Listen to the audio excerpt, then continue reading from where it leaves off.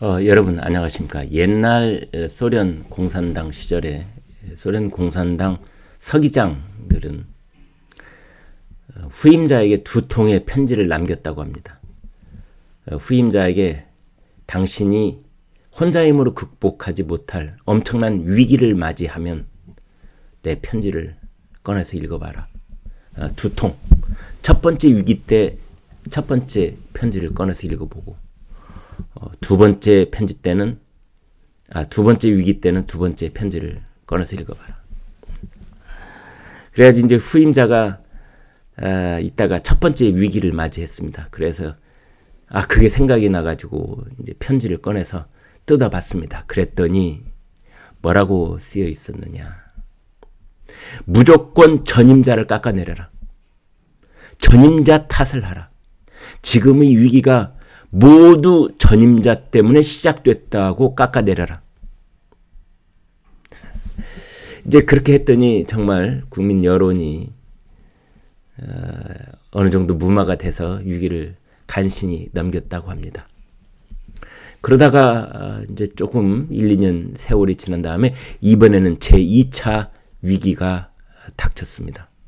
이번에도 마땅히 탈출구가 없어서 전임자가 남긴 두 번째 편지가 있다는 것을 생각해내고 그 편지를 뜯어봤습니다. 두 번째 편지에는 이렇게 되어 있습니다. 빨리 짐을 싸서 그 자리를 떠나라. 떠나기 전에 후임자에게 너도 똑같은 편지 2통을 남겨라. 농담 비슷합니다만은 그 농담을 다시 떠올리면서 문재인 대통령을 생각합니다. 문재인 대통령을 생각합니다. 문재인 대통령은 지난 5년 동안 모든 위기가 닥치면 박근혜 정부 때문이라고 탓을 해왔습니다. 그 점에 있어서는 똑같습니다. 그런데 그 편지하고 하나 다른 점이 있습니다. 문재인 대통령은 후임자도 깎아내립니다. 소련 공산당에서조차도 후임자에 대해서는 비난을 한다든지 비방을 한다든지 이런 짓을 안 했는데 아마 전 세계에서 유일할 겁니다. 현직 대통령이 후임 대통령을 깎아내리고 반대한다 그러고 비난하고 발목 잡고 이러는 경우 말입니다. 문재인 대통령은 떠나면서 유일하게 한 사람하고만 친서를 주고받았는데 여러분 다 아시는 것처럼 그게 북한의 김정은입니다. 오로지 이 지구상에서 김정은하고만 친서를 주고받았고 윤석열 후임 대통령을 비롯한 다른 우방 정상과는 친서를 주고받았다는 말을 아직은 못 들었습니다. 문 대통령이 김정은에게 보인 친서 속에서 4월 20일 날 퇴임 후에도 통일의 밑거름이 되겠다 그러면서 이제 공개된 것 말고도 뭐 여러 가지 달달한 얘기를 잔뜩 썼겠지요. 김정은은 문 대통령 퇴임 후에도 변함없이 존경하겠다.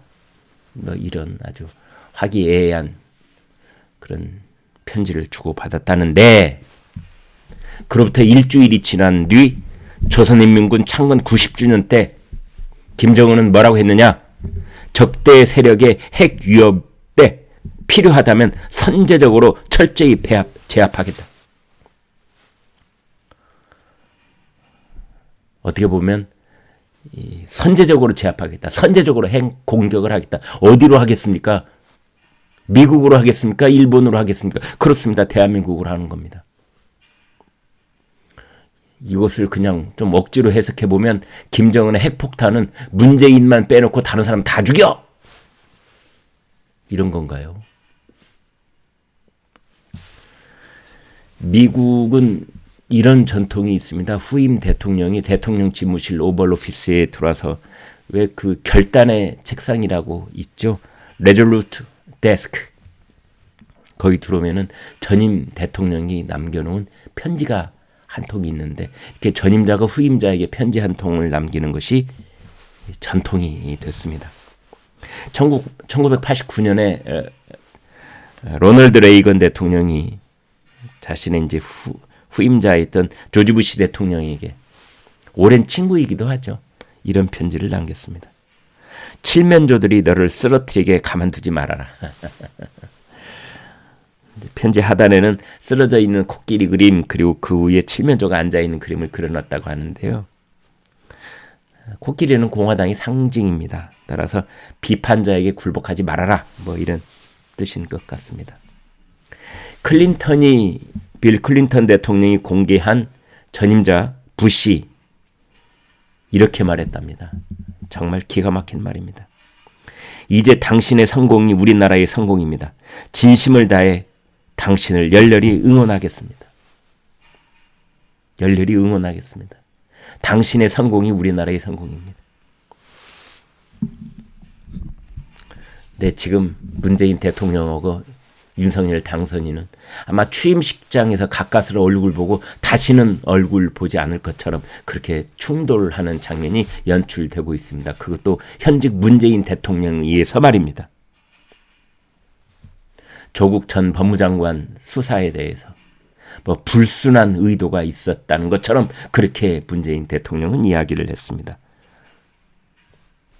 그리고 청와대 청원에 답글을 내보내면서 대통령 집무실 이전을 이해할 수 없다, 반대한다는 의견을 다시 한번 강조를 했습니다. 정말 전 세계적으로 유례가 없는 일, 한 번도 경험해 보지 못한 일, 현직 대통령이 후임자를 깎아내리면서 자리를 뜨려고 하고 있다는 이 장면을 여러분과 저는 목격하고 있는 겁니다. 문재인 대통령이 마지막으로 남겨놓은 책이 있습니다. 아무도 흔들 수 없는 나라. 아무도 흔들 수 없다니요. 지난 5년 동안 휘둘려 왔는데 아무도 흔들 수 없는 나라를 문재인 대통령이 자기 손으로 만들었다. 이런 자화자찬 셀프 송덕비를 남겨놓고 떠납니다. 씁쓸합니다. 네, 구독, 좋아요 부탁드리겠습니다. 고맙습니다.